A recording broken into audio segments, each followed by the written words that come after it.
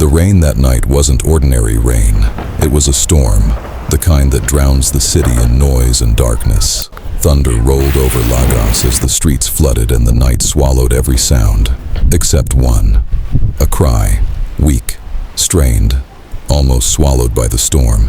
20 years ago, in a narrow Lagos alleyway, a man walked through the rain.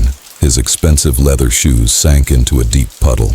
They were ruined now, but he didn't care, because in his arms, he carried a small bundle wrapped in cloth. His hands trembled so violently he could barely hold it. Beside him, a woman leaned against a damp brick wall.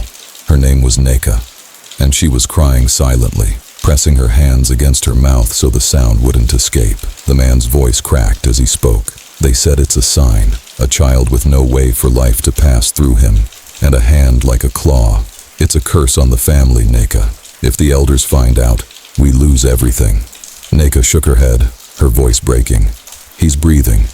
He's our blood. But fear had already made its decision. The man looked down at the bundle. Then he spoke again. He's a ghost already. Look at him. Without another word, he lifted the rusted lid of a metal bin and placed the baby inside. For a moment, the storm seemed to grow louder. The metal lid slammed shut. The man grabbed Neka's arm and pulled her into the darkness, just as a pair of headlights turned into the alley. And just like that, the baby was alone. Not far from the alley stood a small building, St. Jude's Clinic.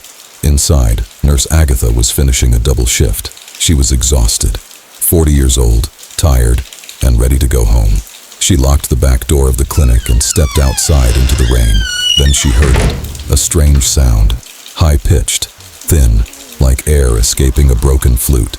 Agatha stopped. She looked toward the dumpster. Then she shook her head. Just a cat, she muttered. Agatha, go home. You're seeing ghosts. She turned to leave, but the sound came again. This time it was desperate, a struggle for breath. Something inside her refused to ignore it. Slowly she walked toward the bin. Rain soaked her uniform as she lifted the heavy metal lid. Inside the bin was a soaked bundle. Agatha pulled back the cloth, and there he was, a newborn baby, his skin tinted purple as he struggled to breathe. Agatha lifted his tiny arm. It was shorter than normal. Then she checked his body, and suddenly she understood. Her eyes widened with horror. She whispered to the baby softly, "Oh, little one, you're a closed room. You're fighting the whole world just to take a breath." Agatha had choices. She could call the police. She could call an ambulance. She could follow protocol, but she didn't.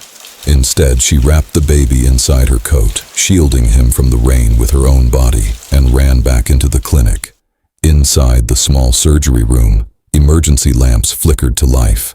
Agatha grabbed the rotary phone and dialed frantically.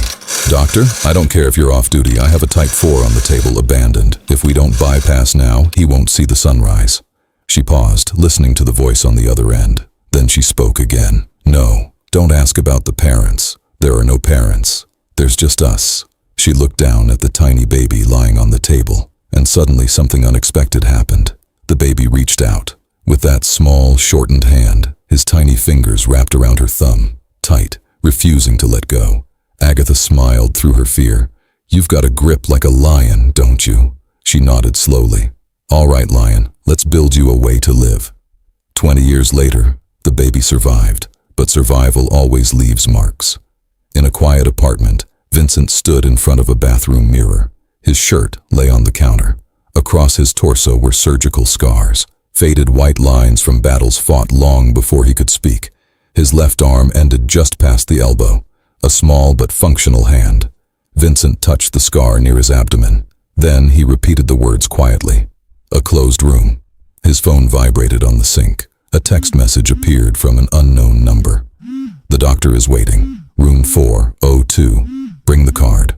Vincent stared at the message, then looked at his shortened hand. He flexed his fingers slowly and reached for his jacket, because some stories begin with abandonment, some begin with survival, but the most dangerous stories begin when the truth finally comes knocking. Vincent walked out the door and toward a secret that had been waiting for him for 20 years.